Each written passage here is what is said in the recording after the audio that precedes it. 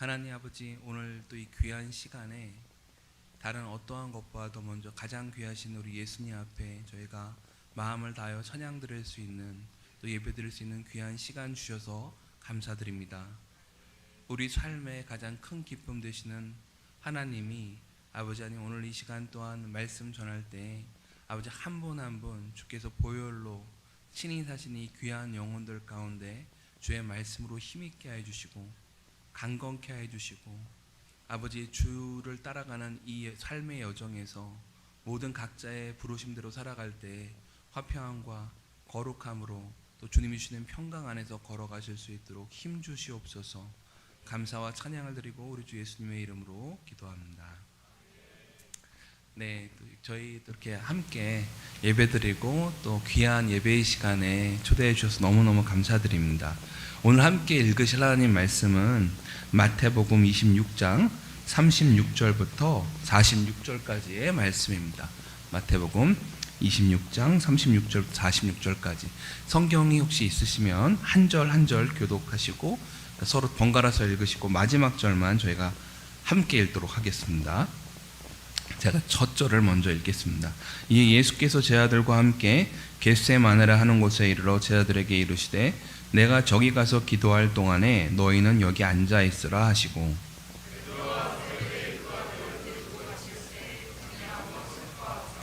이에 말씀하시되 내 마음이 매우 고민하여 죽게 되었으니 너희는 여기 머물러 나와 함께 깨어 있으라 하시고,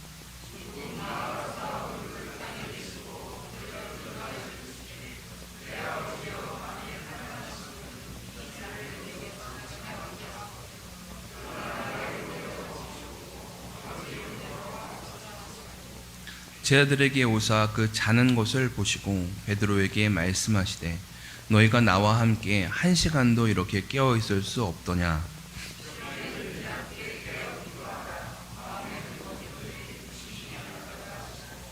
다시 두 번째 나아가 기도하여 이르시되 내 아버지여, 만일 내가 마시지 않고는 이 잔이 내게서 지나갈 수 없거든 아버지의 원대로 되기를 원하나이다 하시고,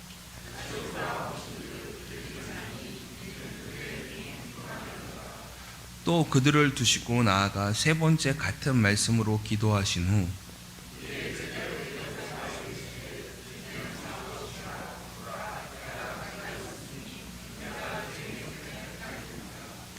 일어나라 함께 가자 보라 나를 파는 자가 가까이 왔느니라. 아멘. 이 인생에서 저희가 살면서 즐거운 삶을 살고 행복한 삶을 살고 평안한 삶을 살면 참 좋을 텐데, 잘 여러분들이 너무나도 여러분의 인생의 나이테를 돌이켜보면 너무나도 편안하게 금방 아시겠지만 고난은 우리를 피해가지는 않는 것 같고, 또 인생의 어려움이라는 것은 그것이 다른 사람을 통해서든 내 스스로의 결정에 의한 어려움이든 내가 내 신앙으로 인해서 고난을 받든 혹은 그냥 어떤 다른 이유로 고난을 받든 찾아옵니다. 가장 최근에 겪었던 제가 가장 가까웠던 사람의 한 고난을 기억해 보면, 거짓말을 하지 않았는데 옆에 있던 친구들이 얘가 이런 말을 했다고, 이 사람이 이런 말을 했다고, 가장 친한 사람들이라고 생각했는데 거짓말을 막 한 거예요. 가장 친한 친구라고 믿던 친구가 얘가 이런 말을 했다고 거짓말을 한 겁니다. 그래서 너무 억울해서 난 그런 말 한 적 없다고, 그런데도 계속 아니야 나 그런 말 하는 거 들었어 라고 얘기를 하는 거예요. 너무 속상해서 울면서 그 자리를 박차고 나갔다고 합니다. 그리고 집에 돌아왔는데도 그 마음이 너무 원통하고 해결이 안 되고, 왜 너무나도 당연하게 마치 내가 그런 말을 한 것처럼 거짓말을 하는 그 자기가 가장 친하다고 생각했던 그 친구의 말에 너무 이제 마음이 상한 거죠. 그래가지고 집에 돌아와서 하루 종일 그냥 울고 방 안에 있었다고 해요. 제 딸 얘기입니다. 초등학교 5학년 때도 이런 어려움이 있어요.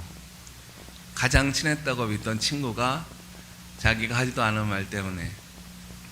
근데 정말로 마음이 상처가 됐던 건 자기가 친하다고 알았던 사람인데 그 사람들 앞에서 그렇게 터무니없는 말을 하는 게 너무 마음이 아파서 한 번 비슷한 일이 예전에 또 있었나 봐요. 두 번째나 그런 일을 겪으니까 자기가 왜 얘랑 같이 지냈나는 자괴감, 그리고 정말 친하고 지내고 싶었는데 그것을 배반당했을 때 느껴지는 그 안타까움 때문에 그랬다고 합니다. 그 전까지 딸인 줄 모르셨죠? 그런데 인생에서 제일 여러분 스트레스가 지수가 여러 가지가 있대요.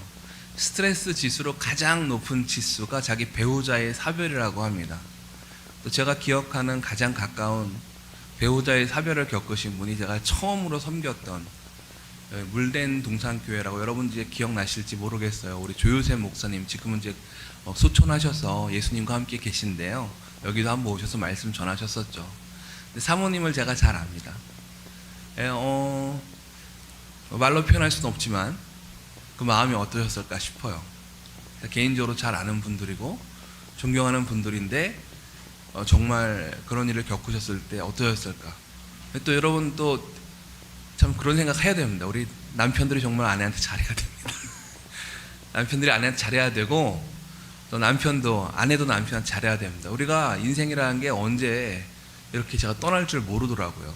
그렇게 건강하시던 목사님 갑자기 그렇게 예수님께서 갑자기 데려가실 줄 누가 알았습니까? 저는 또 근데 그 목사님의 삶 가운데서 우리 딸과 비슷한 일을 겪으신 것도 옆에서 봤어요. 정말 믿었던, 우리 정말 그렇게 물이야 오기야 막 그냥 다 퍼주면서 섬기셨던 분들인데도 어떤 경우에는 오히려 참 이상하지만 하여튼 그냥 제가 볼 땐 그렇게 아주 그렇게 뭐 화를 많은 일도 아닌데 작은 일들로 인해서 그냥 떠나가 버려서 옆에서 봤던 저는 이제 가까이서 뵈니까 그 목사님 마음이 정말 사랑하고 섬기려는 게 동기신 거를 알죠. 그래서 참 속상해하는 마음을 옆에서 지켜보는 것이 참 쉽지 않았습니다.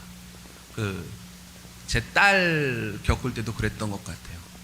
정말 딸은 정말 좋은 마음으로 친구랑 친하게 지내고 싶은데, 그러니까 저희 인생에 제가 바로 나쁜 사람이 될 수도 있지만 때로는 내 주변이든 혹은 내 스스로의 결정이든 어느 쪽이든 간에 외부 환경에 의해서 고난이 찾아올 수도 있습니다. 또 하나 스트레스 지수가 높은 게 감옥 갈 때 그렇게 스트레스 지수가 높다고 해요.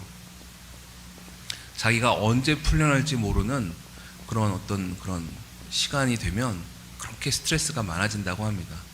그래서 이렇게 북한에 제가 개인적으로는 알지 못하지만 지인을 통해서 아는 두 분이 계세요. 위에 갔다가 갑자기 잡혀가지고 기약 없는 감옥 생활을 하셨다 풀려나신 분이 두 분이 있는데 한 달에 걸치면 이제 알려진 분들입니다. 근데 그 두 분의 얘기가 공통적인 게 스트레스의 높은 지수가 어디서 왔냐? 언제 풀려날지 모른다는, 거기서 이렇게 스트레스가 왔다고 하더라고요. 고난이 내가 시작이 된 건 좋은데 이게 언제 끝날지 모를 때 그렇게 또 그게 스트레스가 많이 된다고 해요. 우리 인생에 여러 가지 일로 스트레스를 저희가 받습니다. 오늘 예수님의 말씀을 보면 예수님께서 이제 겟세마네 동산에서 그 스트레스 지수가 예수님의 인생에서 가장 최고일 때를 우리가 지금 말씀으로 읽고 있습니다. 오늘 예수님께서 일어날 일을 모르시지 않는다는 점에서 그 스트레스 지수가 굉장히 높으신 거죠. 첫째로 사별이 아니라 본인의 죽음입니다. 그러니까 굉장히 스트레스 지수가 누가 차라리 얘기 안 해주면 좋을 텐데 예수님께서 이미 아셨어요. 그리고 그것이 어떠한 종류의 죽음일지도 아셨습니다. 십자가형이라는 것은 인류가 고안해내는 가장 최악의 형벌이라고 해요. 실제로 여러분들 예수님이 죽으실 때 창으로 찔렀을 때 롱기누스라는 군인이 찔렀다고 하죠. 창으로 찔렀는데 그때 물과 피가 나왔다고 하잖아요. 의학적으로 보면 심장이 터졌을 때 나오는 것이 물과 피로 나온다고 합니다. 보통 십자가형을 받으면 너무 안에서 육체적인 그 감당이 너무 심해서 심장이 수축되다가 그걸 감당을 못하고 터질 때가 있다고 해요. 그러면 그로 인해서 물과 피로 나뉜다고 합니다. 말로 한다고 해서 제가 이해한다는 뜻이 아닙니다. 근데 중요한 건 그 정도로 말할 수 없는 고통을 예수님께서 겪으셨다는 거죠. 누구를 위해서요? 하나님께 순종하고 우리 한 사람 한 사람의 죄를 담당하시기 위해서. 그러나 그 고난이 쉽지 않았다는 거죠. 근데 정말로 우리가 때로 생각해야 될 거는 우리 사람도 누구 친한 사람들한테 배반받으면 스트레스 지수가 엄청 높아집니다. 특히 자기가 친했던 사람한테, 자기가 믿었다고 생각하는 사람한테. 오늘 제가 말씀드릴 그 목사님 말고도 제가 아는 주변에 계신 분들 중에 그런 일로 스트레스를 겪으신 분들이 있어요. 그러면 그 스트레스로 인해서 한 분은 제가 굉장히 머리가 백발이 아니셨거든요. 짧은 기간 내에 백발이 되셨어요. 그래서 왜 그러시냐고 그랬더니 이제 그 일을 겪으신 것 때문에 너무 스트레스가 높아져가지고, 여기 좀 백발이 보이시네요. 혹시 그런 일로 백발이 되신 건 아니길 바랍니다만, 네, 흰머리가 그렇게 늘어나신 거죠, 갑자기. 그래서 이 예수님의 겪으신 일들을 보면 우리가 그런 고난을 겪을 때 저희가 좀 기대하는 것들이 있어요. 우리 다 기대하는 것들이 있지 않습니까? 고난 겪을 때 뭘 기대하세요? 누가 좀 도와주기를 원하잖아요. 누가 좀 도와주기를 원하고, 신앙을 가지신 분들이라면 특히 원하는 게 뭐예요? 날 위해서 좀 누가 좀 기도해 줬으면, 그잖아요.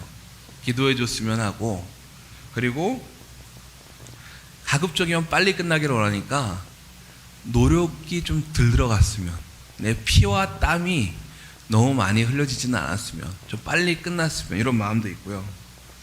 가급적이면 내가 원하는 대로 이 고난이 끝났으면, 내가 원하는 방법대로 이 고난이 끝났으면. 이 셋 중 어느 거 하나도 예수님한테 이루어지지 않았습니다. 예수님께서는 피와 땀을 온 밤을 지새워 흘리셔야 했고, 그 이후로도 본인의 피가 계속 흘려질 일이 남아 있었습니다. 예수님께서 누가 같이 기도해 주시지 않았어요.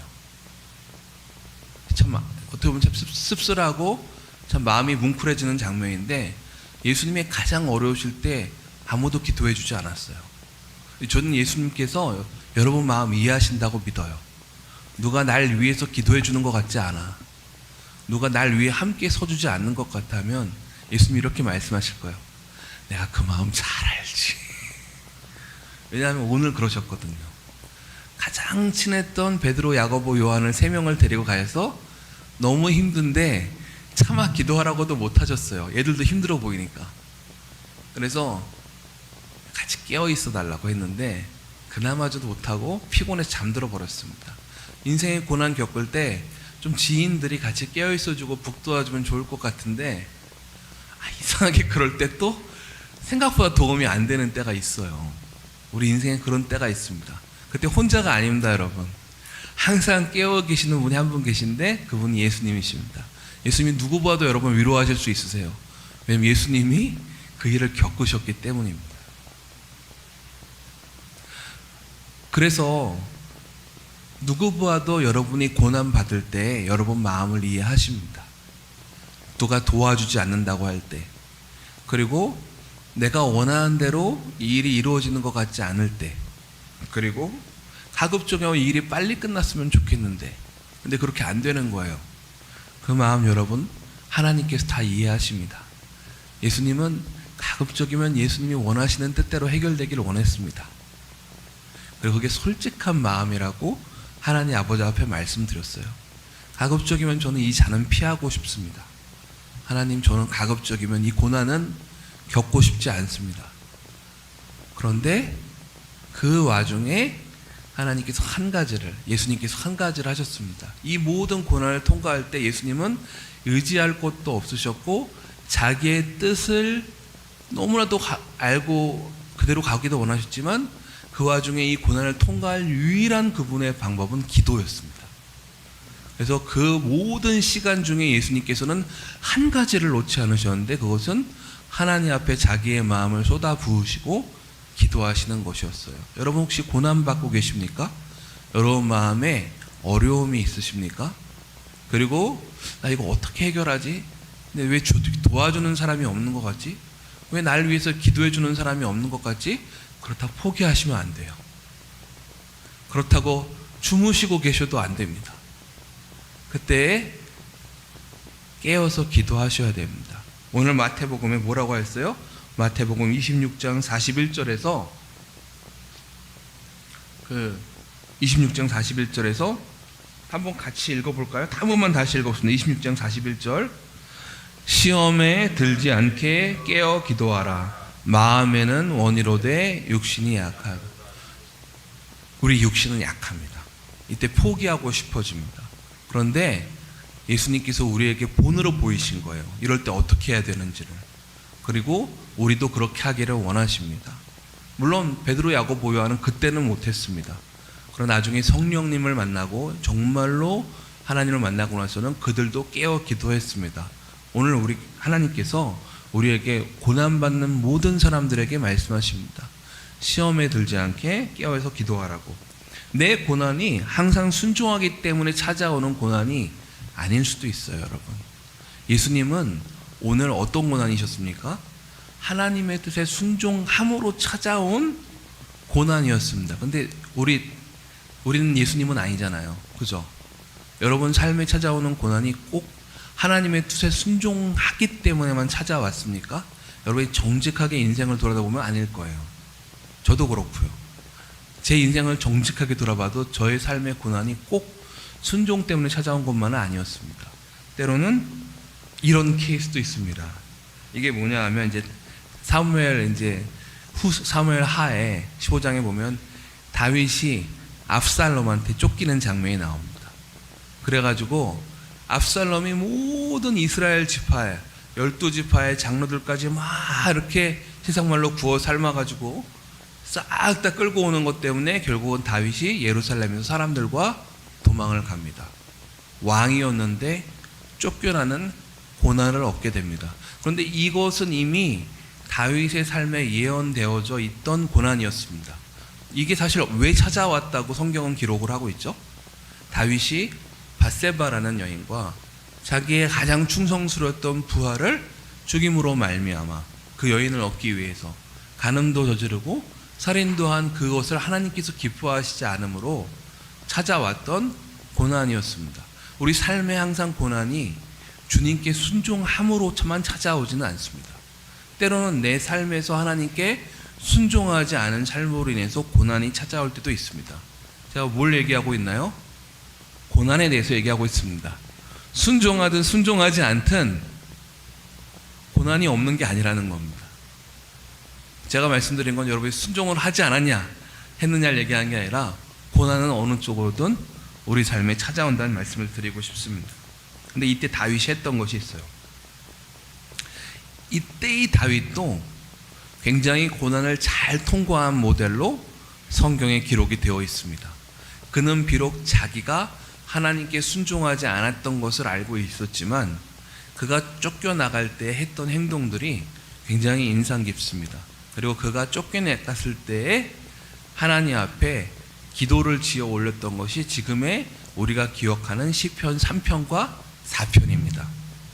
시편 3편 4편은 다윗이 압살롬부터 쫓겨날 때에 특별히 기록되어져서 혹은 저녁에 지어진 시라는 별명도 있습니다. 근데 거기에 보면은 이 사람이 어떤 마음을 가지고 있었는지를 볼 수 있는데요. 첫째로 불평하지 않았습니다. 자기에게 찾아온 고난을 인해서 불평하거나 하나님을 원망하지 않습니다. 그렇다고 이 징계를 피해가지도 않아요. 심지어는 시므온이라는 사람이 다윗을 향해서 막 비웃습니다. 우리 한번 그 장면을 시편에 나와 있는데요. 시편 3절하고 1절과 2절이 시므온의 그 욕을 듣고 난 다음에 적은 시편인지 아닌지는 알지 못하지만 이 시므온이라는 사람이 네가 이런 죄를 저지른 것은 다 네가 사울왕 때문에 또 네가 저지른 죄 때문에 이러한 고난을 당하는 것이다 라고 했었을 때에 그런 마음을 들었는지 모르지만 이런 시편을 제가 한번 읽어보겠습니다. 여호와여 나의 대적이 어찌 그리 많은지요. 일어나 나를 치는 자가 많소이다. 많은 사람이 있어 가르쳐 말하기를 저는 하나님께 도움을 얻지 못한다 하나이다. 그때 많은 사람들이 볼 때 다윗은 하나님께 도움을 얻지 못하는 사람 같아 보였던 거죠.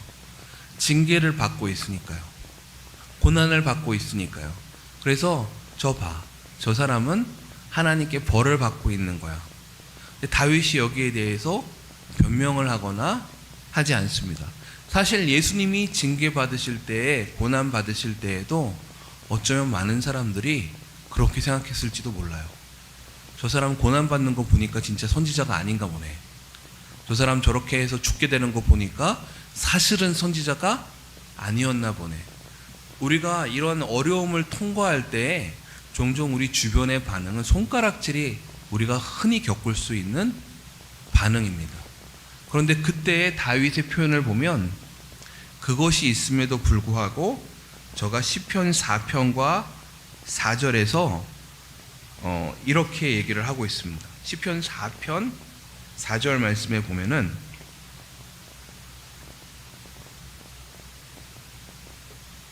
한번 같이 읽어볼까요? 너희는 떨며 죄를 범하지 말라. 자리에 누워 심중에 말하고 잠잠할지어다. 이게 다윗의 고백이었습니다. 왜 떤다고 말했는데 be angry, 화를 내라. 그러나 범죄하지 말아라. 근데 원래 이 히브리어 본문의 성경으로 보면은 이런 표현도 있습니다. 이런 뜻도 포함되어 있어요. 흔들려라. be shaken. 막 요동하고 어려워하는 걸 느껴라라는 얘기입니다. 그러나 do not sin, 죄는 짓지 말아라. 그리고 네 잠자리에 누워 네 마음속에 네가 하고 있는, 네가 지금 겪고 있는 일들을 묵상하되 잠잠할지어다. 그리고 시편 4편과 5절에 보면은 다윗이 자기가 겪고 있는 일들을 나는 하나님을 신뢰하겠습니다라는 계속적인 고백으로 시편의 4편을 마무리하는 것을 볼 수 있습니다.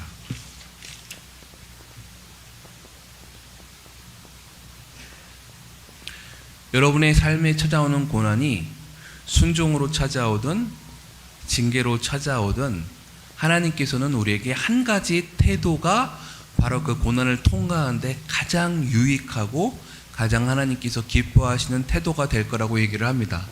그거는 뭐냐 하면 사람을 의지하지 말고 하나님을 의지하는 것을 이 시간을 통해서 배우라는 것입니다.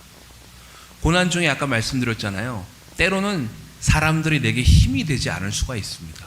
어떤 고난들은 하나님께서 사람들을 붙여주셔서 같이 통과하게 하세요. 너무 감사하죠.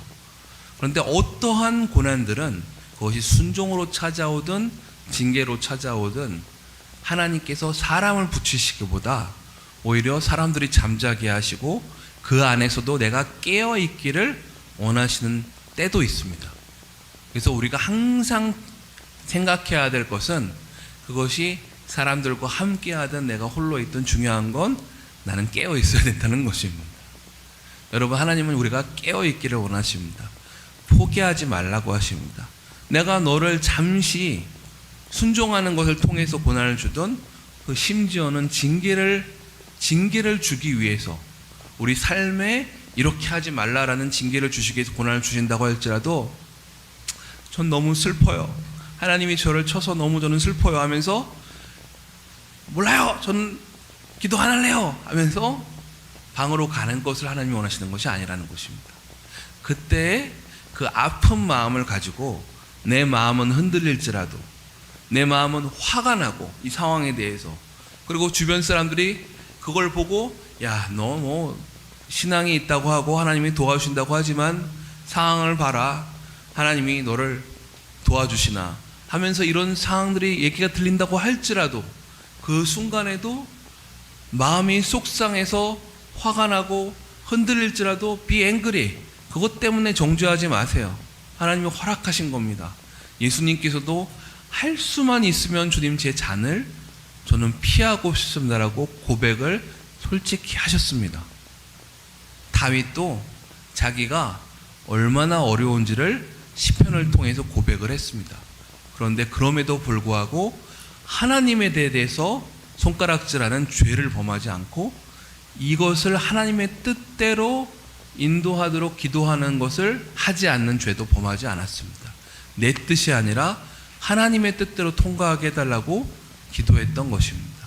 이것이 바로 하나님께서 우리 삶에 고난이 찾아올 때 원하시는 태도입니다. 그렇게 우리가 기도하면 어느 순간 이런 순간이 옵니다. Time is up. 시간이 됐다고 하시는 것입니다. 오늘 가장 마지막 말씀에 보면 제자들에게 이르십니다. 이제는 보라, 때가 가까이 왔느니. 그리고 45절에 보면, 46절에 보면 일어나라. 하나님께서 여러분에게 일어나라고 하시는 때가 옵니다. 근데 문제는 이게 참 무서운 때가 있어요. 이걸 누구한테 얘기했어요? 기도 안 하고 있던 베드로, 야고보, 요한에게도 동일하게 일어나라고 하셨습니다. 여러분, 고난이 찾아온다고 사람이 성숙해지지 않습니다. 고난은 우리를 성숙한 가운데로 인도하는 수단이 될 수는 있습니다. 근데 고난이 우리가 항상 깨어있도록 우리를 강제하지는 않아요. 깨어있지 않았던 베드로, 야고보, 요한에게도 때는 왔습니다. 깨어있던 예수님께도 때는 온 겁니다. 시간은 우리 가운데 계속 지나갈 것이고요. 여러분, 그 고난은 우리를 어떤 결과 가운데로, 고난의 클라이막스로 가죠. 고난의 정점과 같은 순간으로 우리를 인도할 겁니다.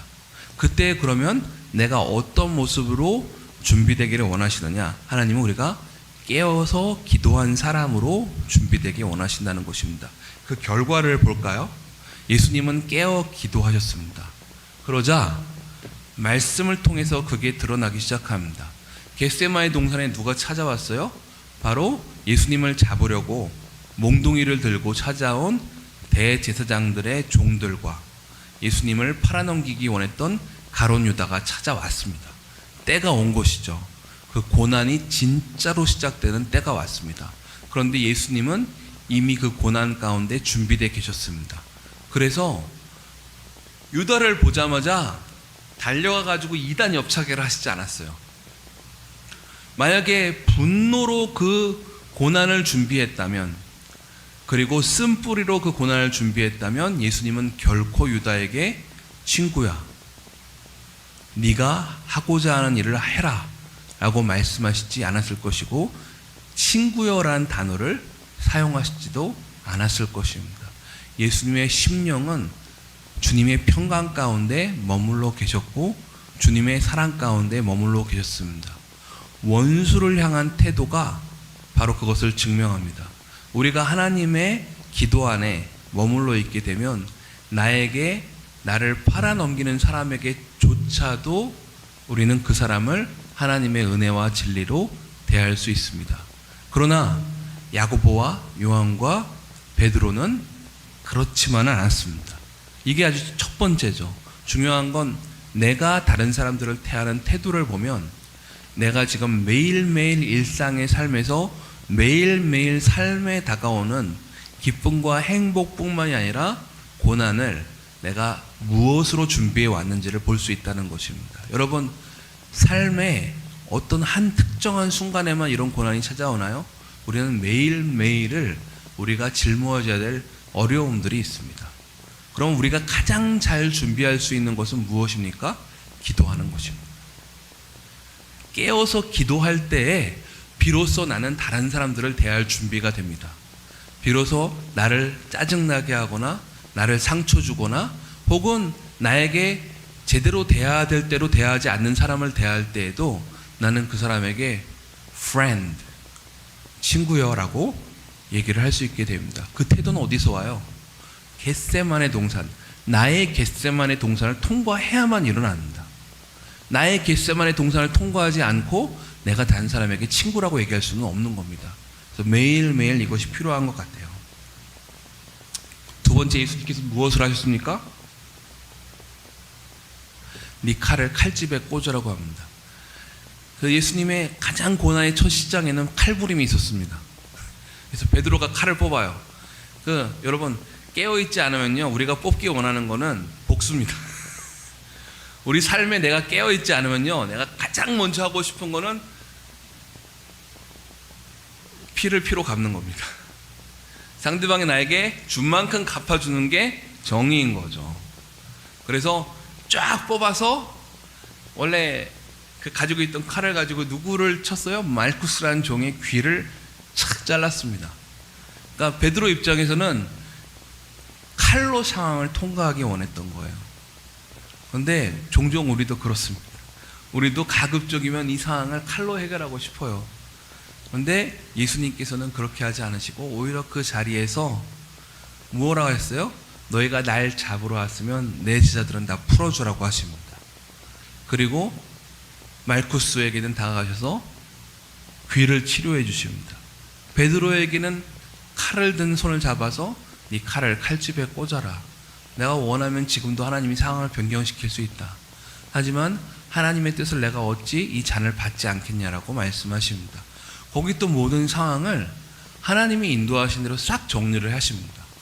우리 삶에 하나님의 뜻이 어떻게 일어나요? 겟세마네 동산을 우리가 기도로 통과했냐 통과하지 않았냐가 결국은 나의 일상의 삶에서 하나님께서 우리에게 원하시는 대로 내가 할 수 있는가 없는가를 참 결정하는 것 같습니다. 그래서 이 단순히 겟세마네 동산은 물론 정말로 그 예수님의 특정한 순간에 정말로 예수님의 그동안 어떻게 살아오셨는지를 보여주는 거예요. 매일매일 그분은 기도로 그 일상의 삶을 통과하셨습니다. 그 삶의 훈련이 되니까 가장 삶의 어려운 고난이 찾아왔을 때 그는 가장 어려운 기도를 마침내 해내셨습니다. 그리고 나니까 거기 있던 정말로 피부림이 날 수 있던 상황들이 제자들에게는 지금도 기억할 거 아니에요.